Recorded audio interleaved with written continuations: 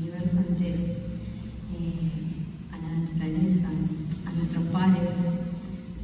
Hay una sola cosa que nos une, ¿sí? Y hay que expandirla, hay que hacerla masiva. Tiene que ser algo que salga naturalmente, que no tenga que ser forzado, que tiene que nacernos desde adentro porque es lo único que nos va a sacar. No va a venir nadie a buscarnos, es un trabajo interno, hay que sacarlo desde adentro. Y esto se trabaja con el servicio, se trabaja con el apoyo, se trabaja con los maestros también, ¿por qué no? Pero se trabaja más que nada con la voluntad, ¿sí? Con la voluntad del corazón. Así que este mantra, Bhavanam Kevalam, me gustaría que lo canten conmigo.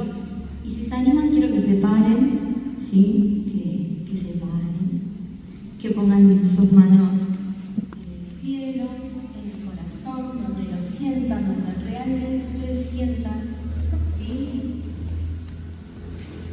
El amor es todo, el amor es todo, ¿sí? Es todo lo que necesitamos. Sí, el tema de los niños también que habla de eso y qué tan importante es traerlo a hoy, a este día, para cerrar con este mantra que el amor es todo lo que necesitamos. Si no hay amor, no hay nada, ¿no es cierto? Entonces vamos a cantar desde el corazón. Cierren los ojos, piensen en un propósito para ustedes.